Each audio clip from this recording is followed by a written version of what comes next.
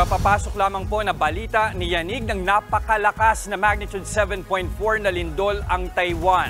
Sa mga video niyan, makikita ang lakas ng pagyanig na naranasan sa Taipei at mga karatig na lugar. Dahil sa lakas ng lindol, agad pinalikas sa mga residente. Naramdaman pa ang pagyanig hanggang sa Japan.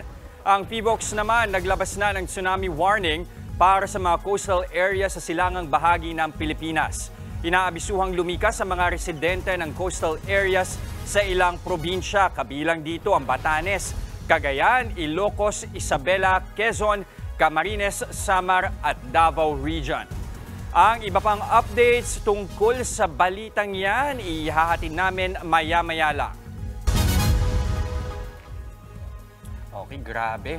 To start the day, napakalakas na lindol sa Taipei. Kaya naman, dahil napakalapit lalo na nung Batanes region, di mo rin talaga maiiwasan na mag-issue ng tsunami warning itong PHIVOLCS. Napansin nga natin yung tsunami warning, hindi lang niya kinocover yung northern tip ng ating bansa. Bumaba na rin pati Eastern talaga yung kinocover hanggang Camarines. Hanggang Davao region. Yes. So ang buong bansa ay kailangan din maging mapagmasid.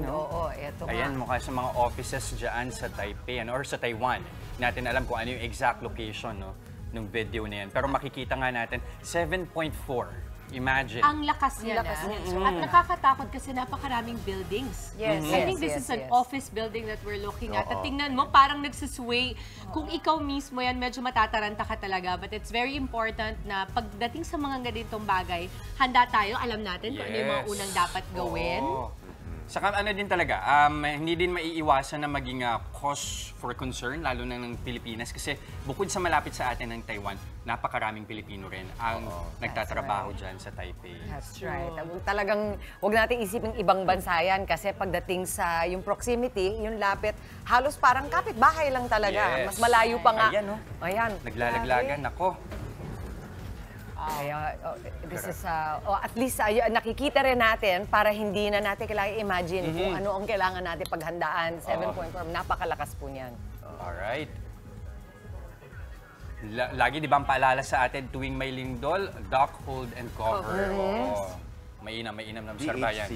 Yes. Yung mga naghanda na inyong mga go bags na lagi naman natin pinapayo na dapat laging nandyan. Alamin nyo na po, medyo i-ready nyo na. Ihanda na. At ito po mga kapatid, kaugnay ng balitang yan, makakausap natin ngayon si PHIVOLCS Director Teresito Bacolcol. Magandang umaga, Director Bacolcol. Director, bakit po nagpasya ang PHIVOLCS na magtaas ng tsunami warning sa mga coastal areas kahit po sabihin natin na nasa Taiwan nga itong lindol? Okay, so based po sa modeling na ginagawa natin, itong magnitude 7.5 na nangyari sa Taiwan, pwede po siya mag-generate ang tsunami waves. Yung initial modeling namin aabot ng 3 meters, pero nung nagkaroon na ng revision, umabot na lamang ng 1 meter, between 0.3 meters to 1 meter tsunami waves. And we expected the tsunami waves to arrive between 8:33 a.m. to 10:33 a.m. Okay. That's right. So basically, pwede siyang asahan natin kahit 1 hour from now, ibig sabihin, Director.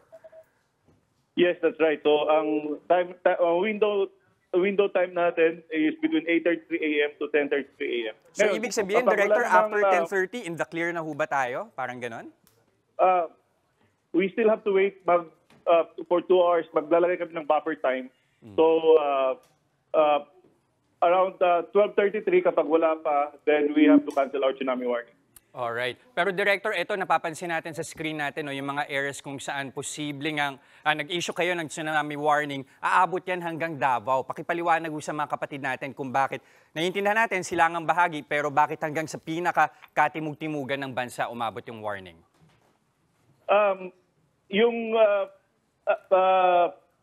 Yung initial na namin is nasama yung ibang areas sa buong Pilipinas, pero actually 4 lang po dapat yan. So binago namin yan.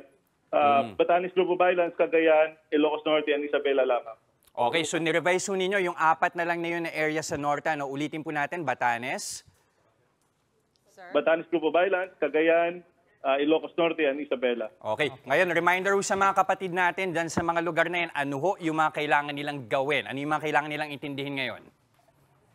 Again, yung mga kababayan natin na nakatira doon sa coastal communities, doon sa mga probinsyang nabanggit ko, we strongly advise them to immediately evacuate to higher ground or move farther inland and wait for our advice for cancellation of tsunami warning. Okay, patuloy ho natin yung aantabayanin. Maraming salamat po sa oras ninyo. Alam namin, napaka-busy ninyo, iniintindi ninyo yan. Muli, maraming salamat. PHIVOLCS Director Teresito Bacolcol. Mga kapatid, Jess De Los Santos po, huwag magpauli sa mga umaaksyong balita at napapanahong issue sa bansa. Para sa mas malawak na balitaan, mag-subscribe at mag-follow sa social media pages ng News 5.